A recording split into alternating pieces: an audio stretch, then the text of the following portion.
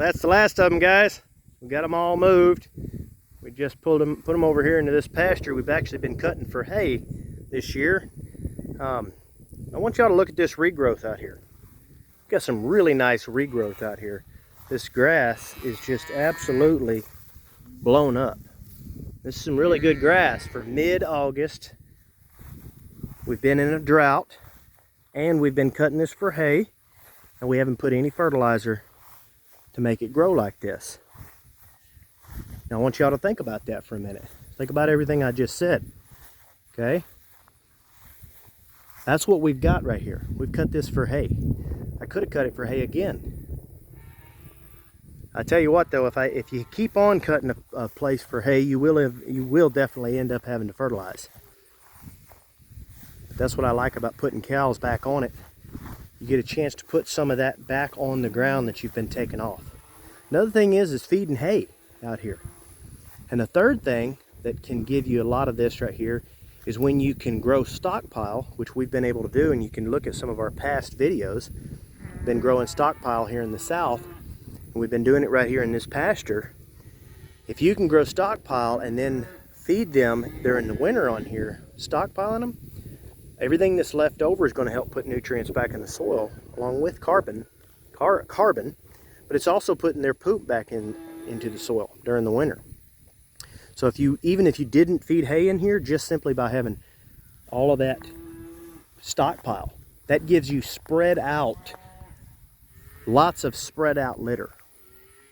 So I think it's great, guys. This grass, we've done very well. I'm very grateful. We did finally get some rain about a week ago, and the grass has definitely gotten greener. But I tell you what, I've been out here pretty much every week, even before this, and this grass has still looked really, really good. So it's like when we got all that rain, because we had all of that, it caught everything. The ground caught everything.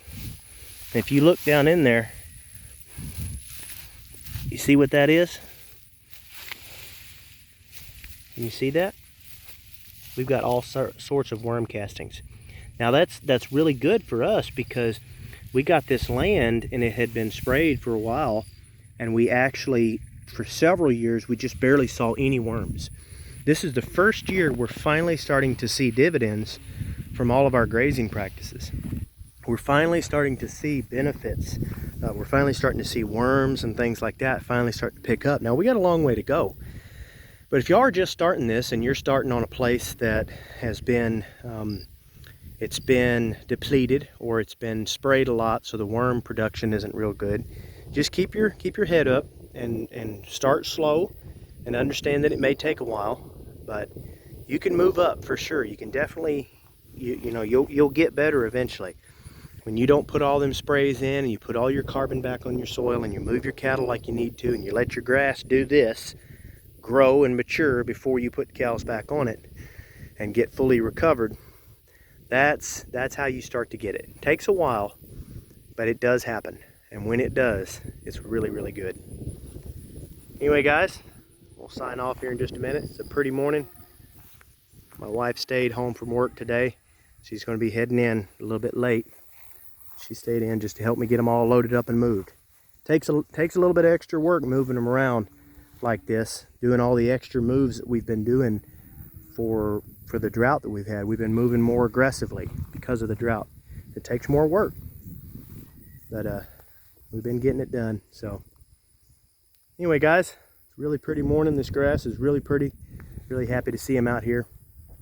We've got a couple of them that's going to finish well on this. So all right, guys,